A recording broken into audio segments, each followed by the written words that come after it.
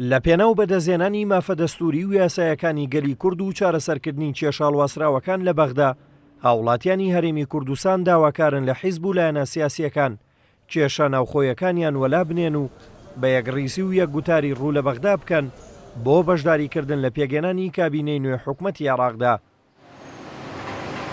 خۆی ئێمە بڵێت و لە نەو مافانە ئێمە نایەتە دی لەبەرەوەی ئێمە بە پەرشوبڵاوی کە بچینە بەغا ناگەینە ئەنجام. کاتی خۆی لە مرافعە جەنابی مامجەلال مرافعەی کوردی بەرز کردەوە. ئێمە ئێستا جەنابی مامجەلال نەماوە، مامجەلال چەترێ بوو بۆ کورد. جاران ئەوان داوایان لە ئێمە ئەکرد با لە کووردا دانیشین. ئێستا ئێمە بە ئەوانە پاڕینەوە کاکەوەرن با لەگەڵتانە دانیش. کە جدی نەبی یەکگرتوو نەبی دەنگت یەکگرتوو نەبێ عەرەب حساب ببوونە. کەواتە یەکڕیزی لەسەرەوە مشتێک. ئای تەبع. طبعا کوردەگە بچێتە بەغا هەر هەمووی بە یەک ڕیز و بە یەکەوە بچنە بەغا، چونکە ئەگەر هەمویان بێکەوە نەچنە بەغا هەرێکێ بەلایەک هەرێکی بۆ حەزبێک و هەرێکی بە نەوع بە جۆرێک هیچیان بۆ ناکرێ بەڕاستی.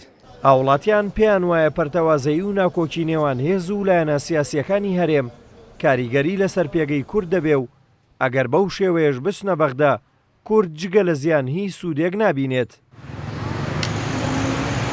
میلەتی کورد با بە حیزبایەتیەوە نەچێ بۆ بەغا، با بە حیزبایەتیەوە نەچێ بۆ بەغا، با بە کوردایەتی و قەومایەتیەوە بچینیتر هەر حیزبیەگە بن اعتیادیە قەیچێکە، چونکو حسابی ئێمە لە بەغا بۆ حیزبایەتی نییە، بۆ کوردایەتی و قەومایەتیە. لێرە کە هاتنەوە لە کوردستان با هەر کەس بۆ خۆی چیە خزمەت زیاتر بکە، ئەوە لە هەموو کەس لە پێشتر و گەورەترە. بەگەر لە ماڵێکە 5 برایتیا بێ هەر برایەک بە تاقی تەنیا بشێ لەگەڵ کەسێکی کا ڕێکەوتنکە ئەو ماڵە شکست دێنێ و کەس ساحێبی نابێ و ئەیش دۆڕێ مستەقبەل. بەڵام ئومێدم هەیە بە قاپی خوا میلەتی کورد قەت لەو کەسانە نین کە خاک و نیشتیمان و قەومیان بفرۆشن بۆ هیچ مەسلحەتێک. بە قەنەعەتی من ئێستا بەرژەوەندی حیزبی لەسەر و بەرژەوەندی نەتەوەیە، چونکە هەر لە پێناو یەک کولسی ئامادەن بۆن منە ئاستی نەتەوایەتی بخەنە مەترسیەوە. ئێستا بۆن منە ئاستی نەتەوایەتی کورد زۆر لە مەترسیدا. کەواتە چی بکرێ بۆ ئەم مەترسیە نەبێ؟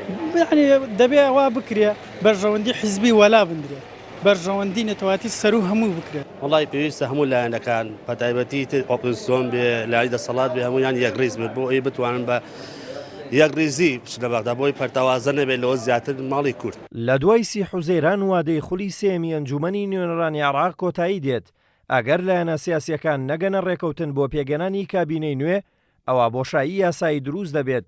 کوردیش وەک پێگاتێکی گرنگ و براوەیەکی هەڵبژاردنەکان کە خاوەنی نزیکەی 6 کورسی پەرلەمانیە ئومێدی زۆری لەسەر هەڵچنراوە. خواستی هاوڵاتیانیش بۆ بەشداریکردنی کورد لە بەغدا تاکیدکردنەوەیە لەسەر چوونی تیمێکی بەهێزی یەکگرتووی هەرێم تا لەو ڕێگەیەوە تەواوی مافەکانی کورد فەراهەم ببێت.